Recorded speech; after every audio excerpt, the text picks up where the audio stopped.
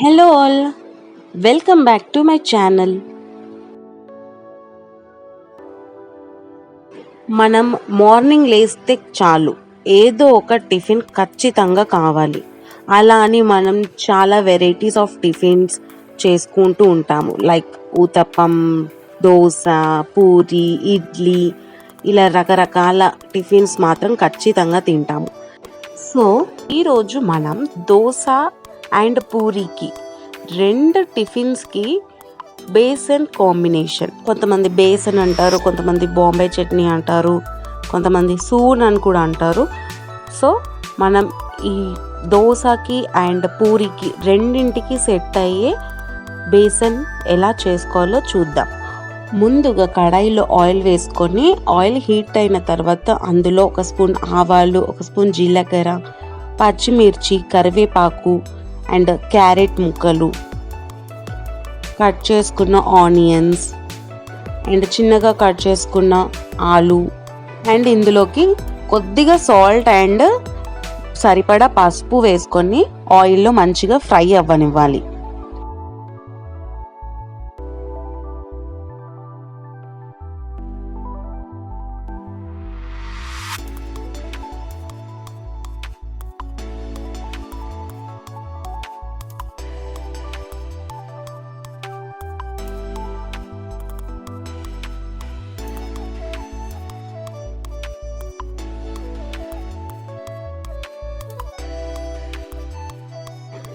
ఇలా ఫ్రై అయిన దాంట్లోకి ఒక ఫుల్ కప్ ఆఫ్ బేసన్ అంటే శనగపిండి వేసుకొని మంచిగా ఆయిల్లో ఫ్రై అవ్వనివ్వాలి. కొంచెం లైట్గా కలర్ చేంజ్ అయ్యే వరకు ఫ్రై అవ్వనివ్వాలి.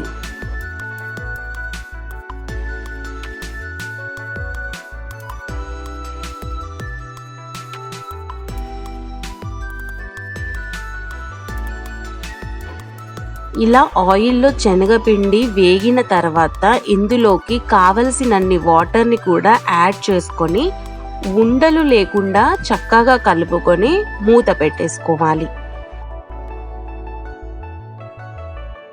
ఇలా మనం మూత పెట్టడం వల్ల శనగపిండి అనేది చక్కగా ఉడుకుతుంది. దానివల్ల థిక్ టెక్స్చర్ ఫామ్ అవుతుంది. కన్సిస్టెన్సీ థిక్గా వచ్చిన తర్వాత చివరిలో కొత్తిమీర వేసుకొని కలుపుకుంటే మన బేసన్ అంటే బొంబాయి చట్నీ రెడీ అయిపోయినట్టే. ఇప్పుడు మనం ఇందులో దోశలోకి కానివ్వండి, పూరీలోకి కూడా చాలా బాగుంటుంది. దోశ టిఫిన్కి పల్లి చట్నీ, కొబ్బరి చట్నీ, పుదీనా చట్నీ అని చాలా చట్నీస్ చేసుకొని తిని బోర్ కొట్టినప్పుడు ఇలా బేసన్ చేసుకుంటే చాలా బాగుంటుంది కాంబినేషన్. సో గైస్, మీకు నేను చేసిన ఈ బేసన్ రెసిపీ మీకు నచ్చితే వీడియోకి ఒక లైక్ కొట్టండి అండ్ సబ్స్క్రైబ్ చేసుకుని వాళ్ళు నా యూట్యూబ్ ఛానల్ని సబ్స్క్రైబ్ చేసుకొని బెల్ ఐకాన్ పైన క్లిక్ చేయండి. Thank you all.